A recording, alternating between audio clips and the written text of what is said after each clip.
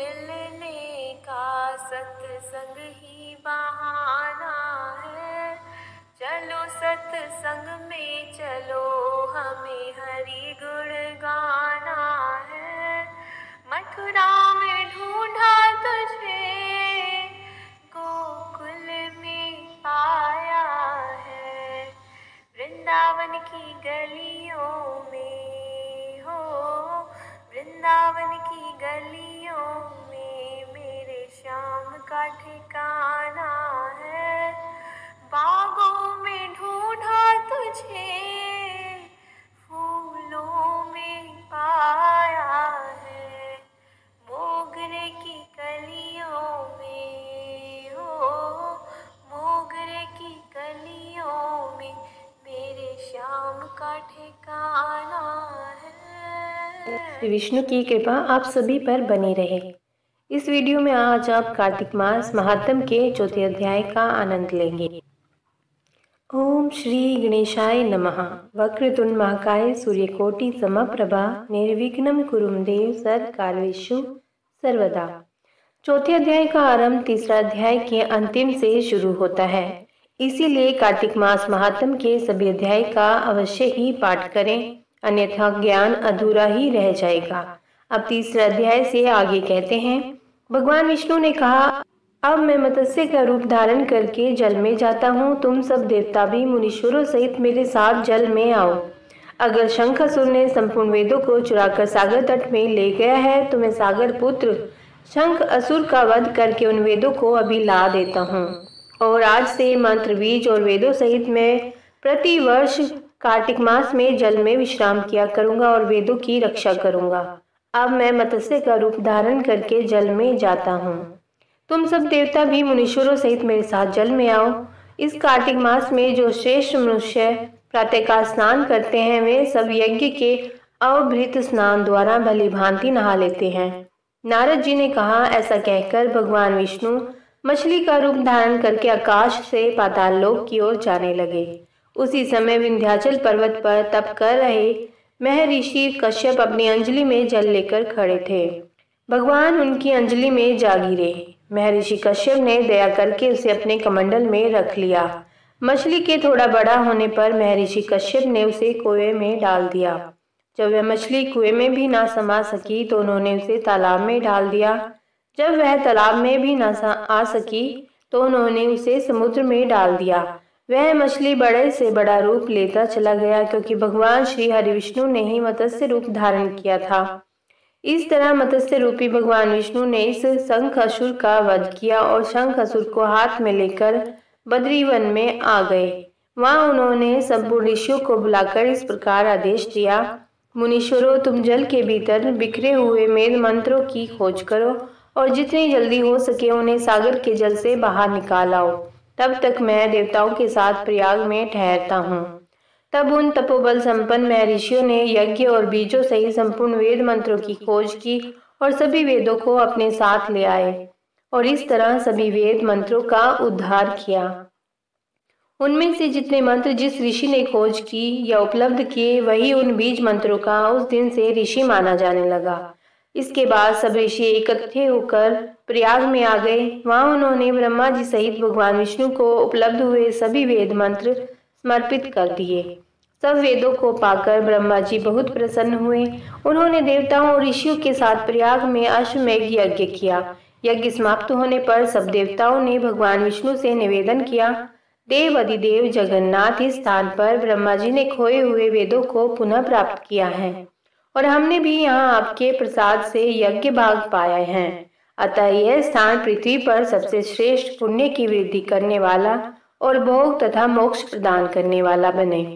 साथ ही यह समय, यह काल भी महापुण्य और ब्रह्म घाती आदि महापापियों की भी शुद्धि करने वाला हो तथा यह स्थान यहाँ दिए हुए दान को अक्षय बना देने वाला भी हो, यह वरदान दीजिए। भगवान विष्णु बोले, देवताओं, तुमने जो कुछ कहा है वह मुझे स्वीकार है। तुम्हारी इच्छा पूर्ण हो। आज से यह स्थान ब्रह्म क्षेत्र के नाम से प्रसिद्ध होगा। सूर्यवंश में उत्पन्न राजा भगीरथ यहाँ गंगा को ले आएंगे और वह यहाँ सूर्य कन्या यमुना से मिलेगी। ब्रह्मा जी और तुम सब देवता मेरे साथ यहाँ निवास करो। आज से यह तीर्थ तीर्थराज के नाम से विख्यात होगा। तीर्थराज के दर्शन से तत्काल सब पाप नष्ट हो जाएंगे। जब सूर्य मकर राशि में स्थित होंगे उस समय यहाँ स्नान करने वाले मनुष्यों के सब पापों का यह तीर्थ नाश करेगा। यह काल और समय भी मनुष्यों के लिए सदा महान पुण्य फल देने वाला होगा। माघ में सूर्य के मकर राशि में स्थित होने पर यहाँ स्नान करने से सालों के आदि फल प्राप्त होंगे। देवादिदेव भगवान विष्णु देवताओं से ऐसा कहकर ब्रह्मा जी के साथ वहीं अंतर ध्यान हो गए। इसके बाद इंद्र आदि देवता भी अपने अंश से प्रयाग में रहते हुए वहां से अंतर ध्यान हो गए। इति चतुर्थ अध्याय। ओम श्री विष्णवे नमः। जो मनुष्य कार्तिक में तुलसी जी की जड़ के समीप श्री हरि का पूजन करता है वह इस लोक में संपूर्ण भोगों का उपभोग करके अंत में वैकुंठ धाम को जाता है। आप सभी से नम्र निवेदन है कि आप प्रतिदिन कार्तिक महात्म को सुने और पुण्य के भागी बने। ओम नमो भगवते वासुदेवाय। ईश्वर परम कृष्ण सच्चिदानंद विग्रह अनादिर आदिर गोविंद सर्व कारण कारणम। प्रेम से बोलिए ओम नमो नारायण, ओम नमः शिवाय, जय श्री राम, हरि ओम। हरे मुरारी, हे नाथ नारायण वासुदेवा। राधे राधे। अब आगे आप इस वीडियो में कार्तिक मास के स्नान की कहानी सुनेंगे। किसी गांव में एक बुढ़िया रहती थी और उसका एक बेटा और बहू भी साथ रहते थे। कार्तिक का महीना आया तो बुढ़िया ने बेटे से कहा कि वह कार्तिक स्नान के लिए जाएगी और एक महीना वहीं रहेगी।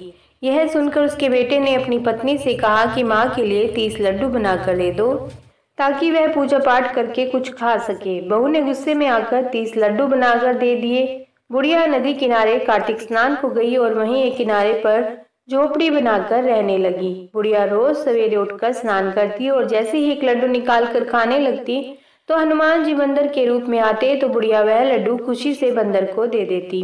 इस तरह से कार्तिक का पूरा महीना बीत गया और सभी 30 लड्डू हनुमान जी बंदर के रूप में खा गए। कार्तिक का महीना समाप्त होने पर बुढ़िया वापस जाने को तैयार हुई तो हनुमान जी प्रकट हो गए और उन्होंने बुढ़िया की उस कुटिया की जगह पर एक आलीशान महल बनवा दिया।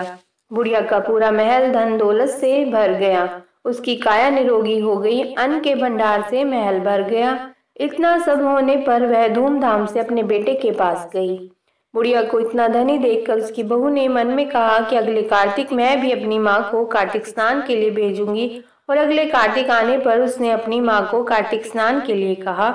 पूरे 30 लड्डू घी व बहुत सा मावा डालकर अपनी माँ के लिए बनाकर दिए और उसमें मेवा भी डाला। माँ कार्तिक स्नान के लिए गई और जैसे ही सुबह सवेरे नहाकर लड्डू खाने लगती है तो हनुमान जी बंदर का रूप धर कर उसके सामने बैठ जाते तो वह पत्थर मारकर उन्हें भगा देती और कहती कि इससे मेरा पेट ही नहीं भरा तो तुम्हें कैसे दूं। उसका यही क्रम रोज 30 दिन तक चलता रहा। कार्तिक का महीना समाप्त हुआ तो हनुमान जी फिर से प्रकट हुए और उन्होंने बहू की माँ की कुटिया को कूड़े कचरे में बदल दिया और माँ को डूकर बना दिया। कार्तिक महीना समाप्त होने पर बहू ने भी अपने पति से कहा कि कार्तिक का महीना खत्म हो गया है, आप मेरी माँ को गाजे बाजे के साथ लेकर आओ। लड़का अपनी सास को गाजे बाजे के साथ लेने गया तो वहाँ देखता है कि कुटिया की जगह कूड़े का ढेर लगा है और उस पर उसकी सास डूकर बनकर बैठी है। लड़के को देख हनुमान जी प्रकट हुए और बोले कि बेटा तुम्हारी माँ ने सच्चे मन से कार्तिक का स्नान किया है और पूजा पाठ किया है, इसीलिए ही तुम्हारी माँ पर कार्तिक देवता का आशीर्वाद बरसा था। लेकिन तुम्हारी सास ने पापी मन से यह कार्य किया है और कार्तिक महीने में बेटी के घर का अन्न खाया है, इसीलिए कार्तिक देवता इससे नाराज हुए जिससे यह डूकर बन गई है। कहानी के बाद हाथ जोड़कर कहना चाहिए कि हे कार्तिक देवता, जैसे आप लड़की की माँ पर बरसे वैसे ही आप सभी पर अपनी कृपा बरसाना।